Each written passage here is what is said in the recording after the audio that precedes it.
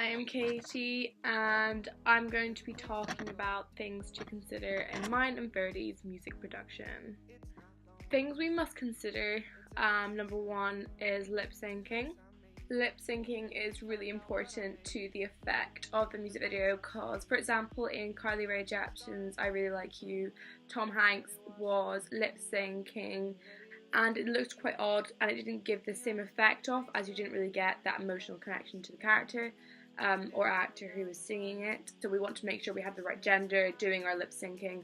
Also we want to have an actor who can lip sync really well. Otherwise, if you don't have an actor who can't lip sync, it puts off the whole music video.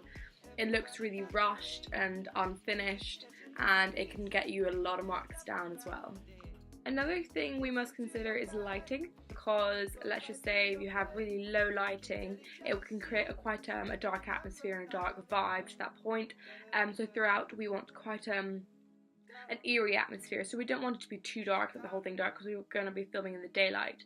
But a few things will be shot at different times. But lighting, we want to have a reflector whilst filming the face, so it's got one side kind of light, one side dark, because it creates a more mysterious view.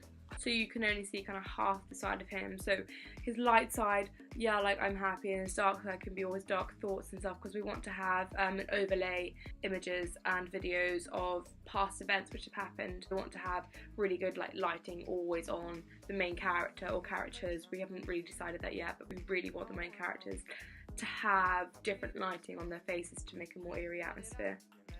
We also need to make sure that when we're doing our lighting, we haven't got too high or low contrast or saturation, because we don't want it to look too fake. We want our music videos to look quite real.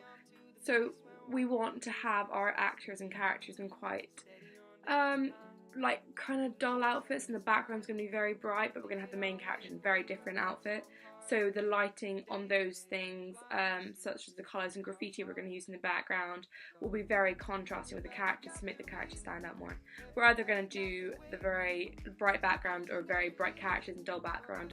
A very important factor as well is also cinematography. If the cinematography is off or shaky or it's blurred, many other things, it can really let the music video down, or it's not even clear. So we need to use a very high definition camera, so we're going to be using my Nikon D3100, which has a very good ratings for videos. Also it comes out with really clear quality. So we need to make sure we're not filming with like a phone or any other type of camera with really low megapixels, because we want our video to come out with really high quality.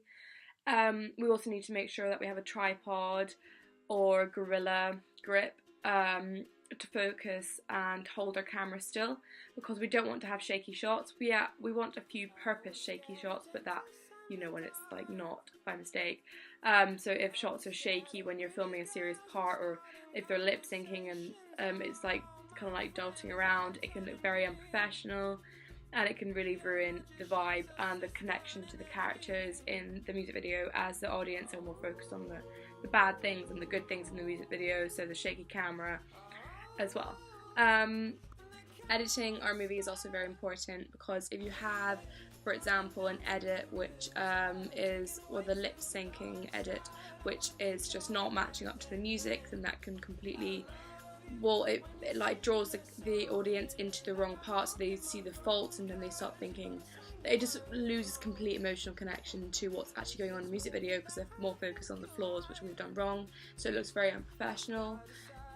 We need to make sure that editing is very smooth and fits into the genre, so we have quite indie vibes, so it's quite like chilled, but like we don't want over complex editing, because it takes away from the message and issues we're getting across in our genre.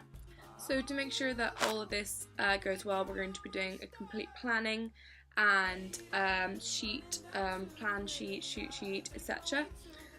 Because we want to make sure our music video is done to the best of our abilities. So we're going to be writing down each stage of cinematography, what we need, how we're going to do it, as well as the editing. We're going to go through and do lots of re-edits, because we want it to be to the best of our ability to get the message across and not make a mockery of it. And for our lighting, we want to make sure we pick a day which we know it's going to be good weather, because then we can get a really good lighting. So we want either, depending on how it eventually turns out, we either want it to be like a really dark rainy day, or we want it to be quite bright sunny days. Two quite big contrasts there, but we want to see the vibe of the music video. So maybe throughout it was going to be start on a sunny day and goes cloudy, because it could be representing his mind thoughts kind of fading. So yeah, that's the things we are going to consider. I will then write a few words below, basically just writing out what I've just said to back it all up. And yeah, thank you very much. I'm also going to analyse a few music videos which I found which have very good key aspects in them for what I've just said.